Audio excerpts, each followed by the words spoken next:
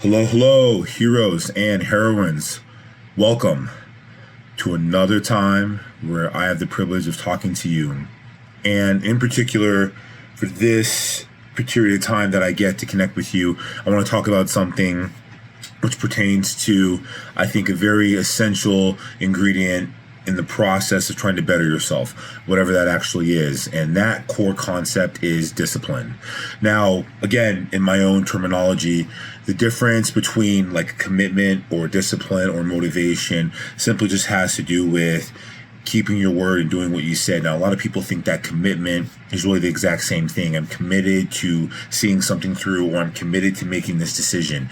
When we talk about discipline, we're having a conversation about doing something with a definite purpose in mind for our future. Oftentimes it pertains delayed gratification.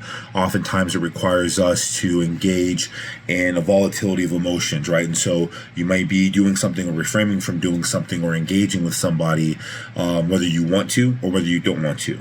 And being disciplined is about being able to actually understand the emotions. It's not moving away from or being completely blind or just having the pure motivation to get up and do the things. Many times, commitment is blindly just doing what you said you were going to do. And there's nothing wrong with that because obviously commitment and discipline really go hand in hand. But I think discipline takes a little bit extra more than commitment. And really what I'm talking about is it's honoring the feeling that you feel in the moment, right?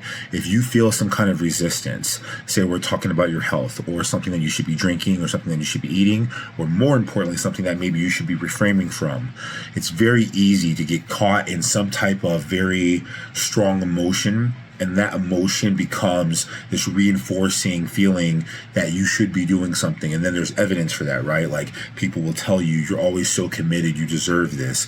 Or there's a voice in your head, many of the voices that will just, again, begin to reinforce about how hard you've been working or how tired you might feel or whatever the fatigue is. And I think it's important to honor those emotions because what you don't want to do is you don't want to deny the feedback. The feedback of whatever we feel is just a signal. And it's important to honor that. It's important to respect that.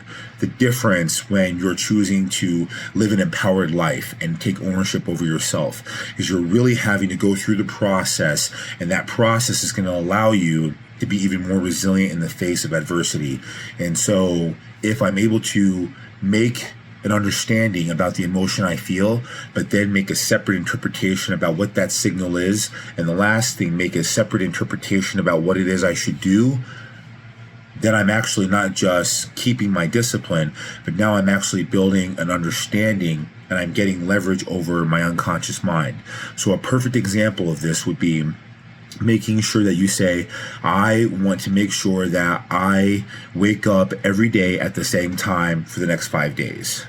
And there might be an enormous number of reasons to why you want to do that. But let's say that this just has to do with so that way you can make sure you're not late because that's something that you really want to work on so that you get more recognition at work and that you actually start your day off from a proactive state instead of a state of stress. Okay, great. Well, I don't think it's very arbitrage. I think it's very easy to connect with. When we're tired or we're fatigued, that snooze button is almost your best friend. The warm bed, you have the sheets, you have the dimmed out curtains, maybe you're sleeping with a weighted blanket, electric blanket, whatever it is, right? And we're in a state of comfort, and that signal and that interpretation is about how hard you've been working or how you feel. And all of these things, as good as they are only telling you a very small fragment of what's important, because you might in the back of your mind have the idea that you need to get up, but you're not thinking about the emotional reasons about why it's important to you. So I think honoring the conversation in the moment between yourself in the moment, the individual who's tired, who's fatigued, doesn't want to get out of the bed, and recognizing that I am sleepy, I am fatigued because I stayed up late or I had to get this situation done. But then being able to recognize the reason my alarm clock is going off because I want to wake up at 5 o'clock or 5:30. And the reason I'm getting up at 5:30 is so that way I don't feel rushed or I don't feel fatigued. Sorry, I have something in my eye. Blinking with you guys. And I feel like if I'm able to get up in this moment, even though I don't feel like it, I'm going to feel better about this later. And that's going to be honoring my commitment to myself. That's going to be honoring the commitment to the person that I see myself becoming, not the person right now who's tired or who's warm in their sheets. And when you can do that, you give yourself leverage because you begin to cultivate and build that muscle. Just like working out, you build your endurance, or you're able to build strength, or you're able to build more muscle. Well, it's no different than what we're talking about when you're trying to build an emotional muscle or resilience. And that is ultimately the key to cultivating discipline in just about everything. So that's my Thursday tip. I hope you guys definitely connect with me. Look forward to answering any questions or hearing just what you have to say and how discipline might benefit you.